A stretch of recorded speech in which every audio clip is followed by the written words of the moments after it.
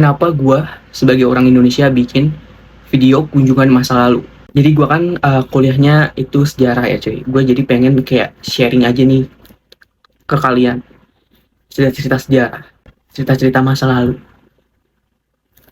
Terus kalau misalnya kalian masih kayak, lah ngapain bahas sejarah mulu sih? Ngapain kunjungan ke masa lalu? Emang perlu move on lah, fokus ke masa depan aja. Ini yang bisa gue bilang ke mereka sih, kayak mungkin ini kayak bisa dibilang alasan gue kenapa orang-orang juga setidaknya perlulah perlulah sedikit aja kayak belajar sejarah gitu. Nah makanya lu ikutin gue dah, lu subscribe gue deh biar bisa dapat informasi-informasi sejarah yang tentunya seru, dan gue usahakan itu 100% akurat karena gue tuh mengutip sumber, gue nggak ngarang, jadi gue ada sumbernya. Jadi yang pertama, kalau bisa kita bahas sejarah, belajar sejarah itu fungsinya bukan buat masa lalu cuy. Emang kita bahasnya masa lalu, tapi itu fungsinya, manfaatnya itu bukan masa lalu.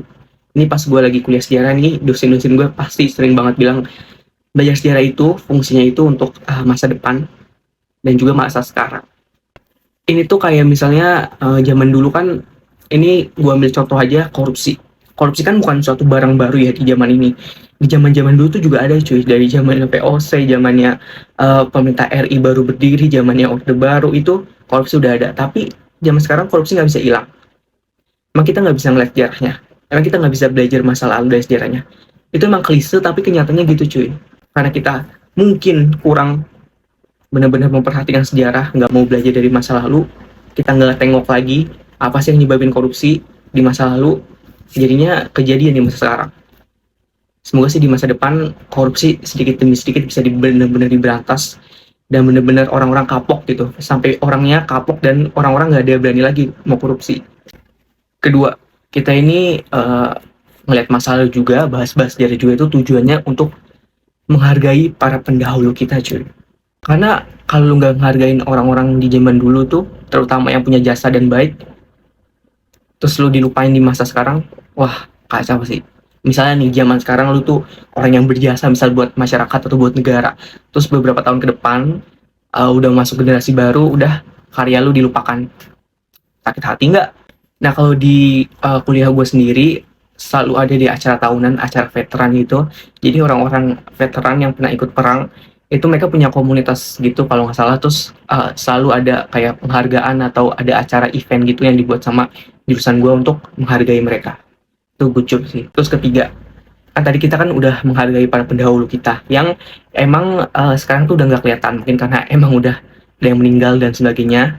Tapi kita juga harus menghargai sesuatu yang dari masa lalu, peninggalan para pendahulu kita itu yang kelihatan.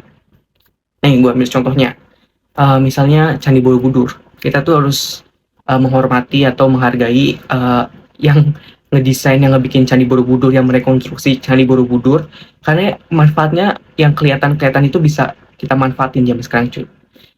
Cuan, balik lagi itu cuan. Kayak orang-orang zaman dulu bikin apa, terus masih ada sampai sekarang, terus jadi apa? Jadi objek wisata.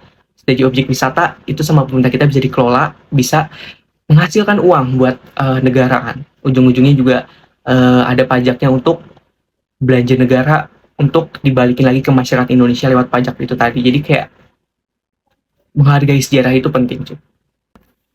Ya balik lagi lah ke ungkapan Pak Soekarno yang udah terkenal, jangan sekali-kali melupakan sejarah. Jas merah.